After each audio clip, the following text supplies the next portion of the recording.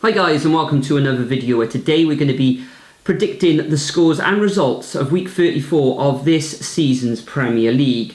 Now, looking back at week 33, we had a bit of a catastrophe last week. I only scored 5 points, you only scored 3 points. I think I had one perfect score correct and 2 results, and you had 3 results correct. Looking at the comment section, they didn't fare better either.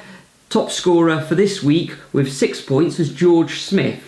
Looking at the overall totals though, I am now on 229 and you are on 229. You may think that's, well, didn't you have that last week as well? Yeah, but I made a little mistake the week before. I was corrected on that from the comment section where you actually went for 2 points ahead. That's back down and we're all equal again with about 4 matches to play.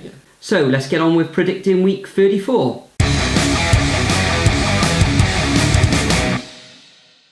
First up, we have Southampton versus Chelsea, which is the half 12 kickoff at lunchtime.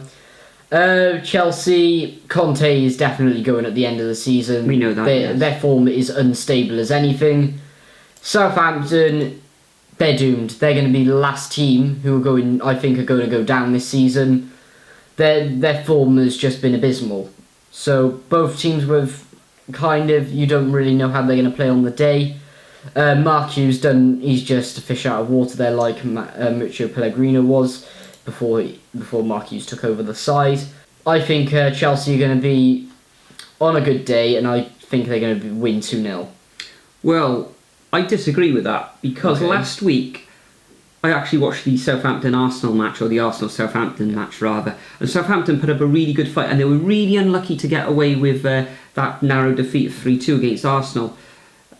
Okay, Arsenal didn't have their best team out on the day, but I was fairly impressed with Southampton. For that reason, I think they're going to put up a strong performance again. They really need to because they are in that relegation zone, the third from bottom, and I can actually see them coming away with a 1-1 draw. Okay, next up, the first of the 3 o'clock kickoffs, we've got Burnley versus Leicester. Burnley on a fine run of form at the moment. Whether they can get into that top 6, they may just fall short at the end of the season. However, they're coming up against a Leicester team whose form's a little bit erratic. They're safe, you can't see Leicester getting into the top 6. So for that reason, I can see Burnley narrowly winning 2-1. Well, I think this is going to be a really close match. It's 7th versus 8th. You just don't really know what's going to happen with this one. Leicester score all the time, so I know there will be goals in this game. I think it's going to be a 1-1 draw. Interesting. Next up we got Crystal Palace versus Brighton. Brighton look safe now from the relegation zone. Maybe they could get one more win to make sure that they will survive. But Crystal Palace, 4 from bottom. They should be too strong to go down, but you never know. I think they're actually going to grind out a good 2-0 win against Brighton. In this match, I think Crystal Palace are just going to be too good. Zaha's doing well at the moment.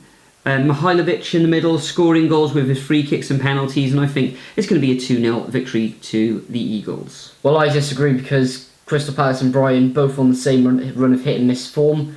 They are massive rivals as well. They're massive. Well, Brighton's only rivals really because of the logistics of where both the clubs are. But I think it's going to be a really close game. They both have the same playing styles, and there's going to be goals, definitely, and I can see a 2-2 draw. Next up, we have Huddersfield versus Watford. Watford, they're doing okay, bit of hit and miss form, but Huddersfield, they just keep falling down the table, just can't win at the moment. Huddersfield tend to be strong at home, but I can only see Watford win this one, really. I just think Watford are going to be too strong, and I can see them winning 2-0.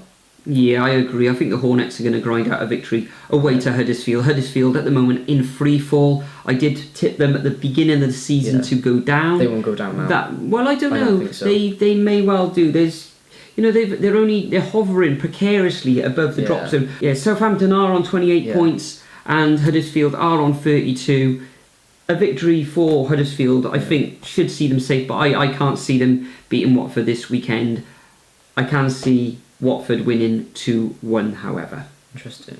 Next up we got the Jacks Swansea City coming up against Everton. Everton had a fine result last week against Liverpool in the Merseyside derby. However, they were missing the likes of Salah and Firmino. I think Firmino came on later in the second half. Swansea scored 1 goal in their last 3 matches. They are difficult to beat. They have turned things around. However, they're fluttering with the relegation zone as well. I think they will, by the skin of their teeth, escape once again against at the end of the season. But I think Everton are going to go there and grind out, because Swansea's lack of goal scoring power, a 1-0 win to the Toffees. Well, I actually think Everton are going to do even better than that. I can just see they're going to be pushing to get higher and higher up the table. Maybe go above Leicester if they can, but I can't see if that happening. Maybe Big Sam will want that to happen, but I can see this one being a 2-0 victory to Everton. I think Tottenham will score again. He's been good form lately, hasn't he? Good form, yeah. Next up, we have the 5:30 kickoff between Liverpool and Bournemouth. They were without Salah and Firmino last time, even though Firmino came on, but they just couldn't grind out that victory in the derby. But Jurgen Klopp is going to want them to bounce back. That's all I can say. So, and Bournemouth, they like their draws. I don't think they're going to draw in this one, and I think it's going to be a 4-0 victory to Liverpool. Yeah, they do like their draws. Last 2 matches they've drawn both those fixtures 2-2. However, I can't see them scoring away against Liverpool at Anfield. Liverpool in fantastic form at the moment. Well, they hammered. Overall they hammered Manchester City to get through to the European Cup, or Champions League as it's known now, semi-final.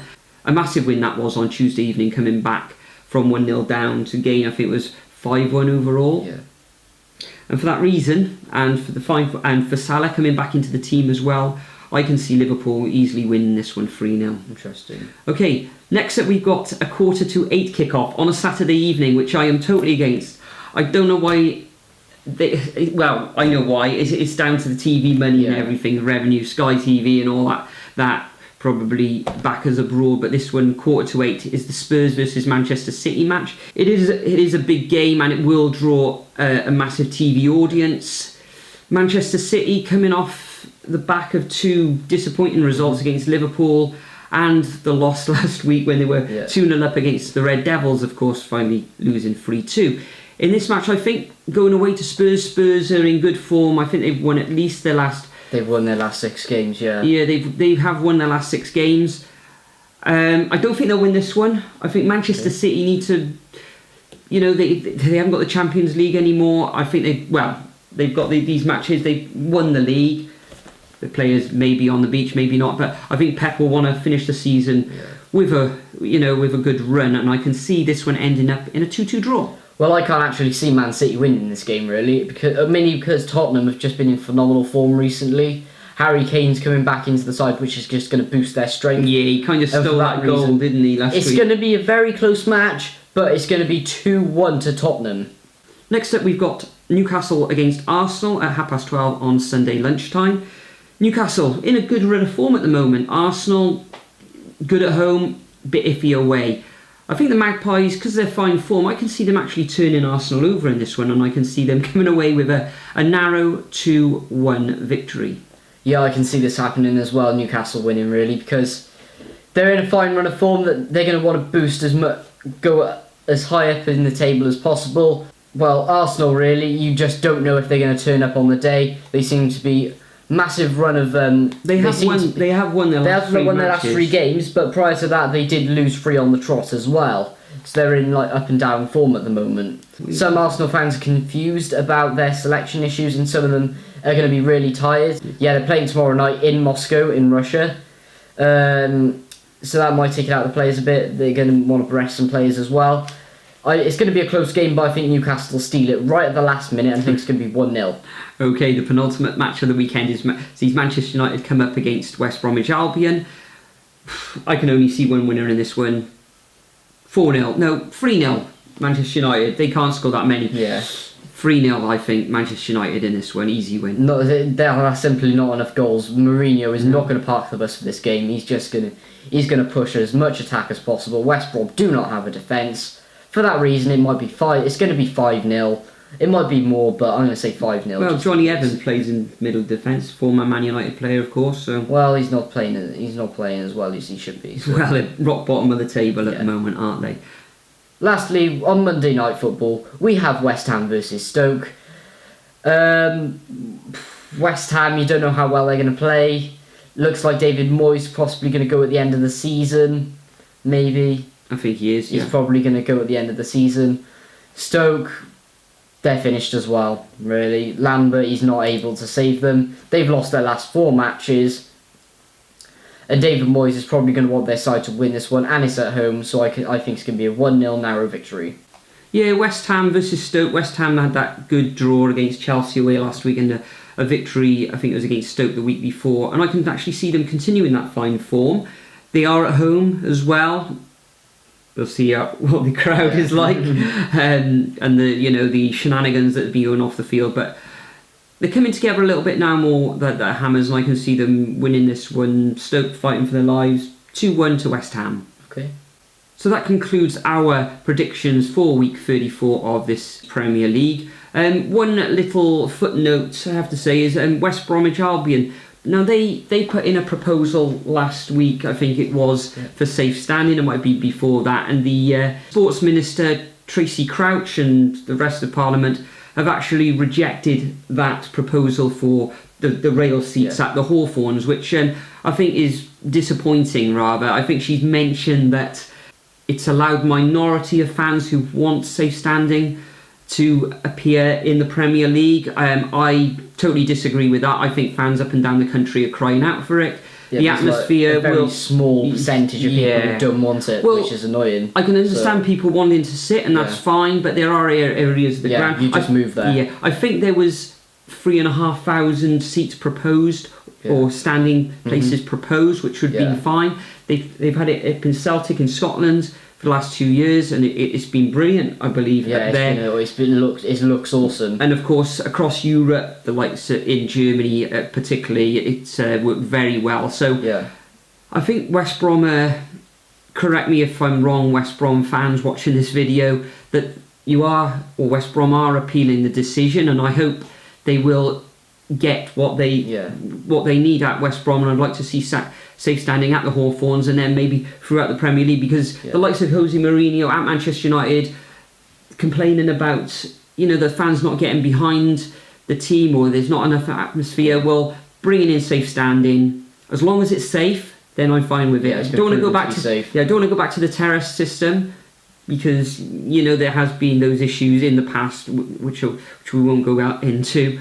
But I really like to see safe standing. Safe standing as well. Imagine the Canton stand on a Saturday afternoon. It would just be incredible with safe standing. Oh, it would. Back of the old days in Indian Park, it would try to remind some fans of, but it's really needed in some places as well, with some absolutely ridiculous stadiums like Reading, especially. Yeah, especially at Reading, because I think it's more dangerous to actually stand in the away section there. You've only got about half a foot in front of you, and when your team scores and everyone's jumping around, I've seen countless people falling over seats and everything, injuring themselves. Especially at Reading as well. Yeah, if they had the safe standing, okay, people will jump around and everything, but there won't be the injuries that I've seen at Reading.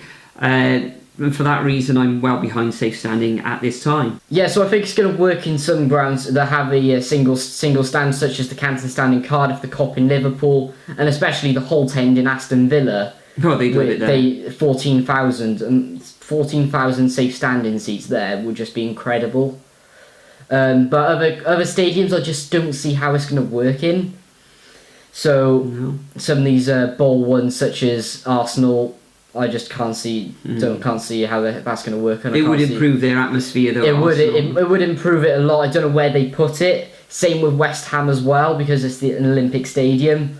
Where would their rowdy supporter base be? Yeah, well, a lot of them would want to go stand it anyway.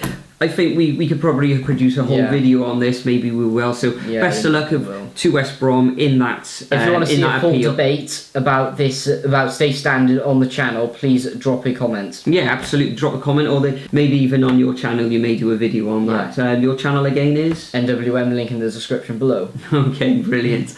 But for now, guys, thanks once again for watching. We're up to around about 370 subscribers, which is phenomenal for a channel where we're just spouting out garbage about predicting football results. So thank you very much for that. But once again, as per usual, I'm going to leave a template of these fixtures in the comments section. So all you've got to do is add your scores to that, make your comment. And like George Smith, you too could get a shout out in the next video. Of course, next week I think there are fixtures on Tuesday, Wednesday and Thursday, so maybe bring out a very quick video on Monday evening. I'll see how that goes over the weekend. But for now, bid you farewell and we'll see you in the next video. Cheers guys.